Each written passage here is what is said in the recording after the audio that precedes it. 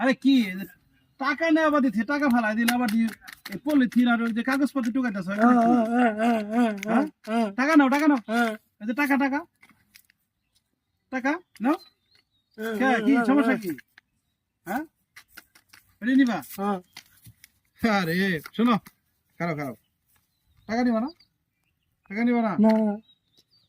সম্মানিত দর্শক, আমাদের সমাজে যে কিছু পাগল আছে তারা শুধু টাকার চিনে, মানুষের মধ্যে পাগলের অভিনয় করে, কিন্তু তারা কিন্তু টাকার ঠিকই চিনে।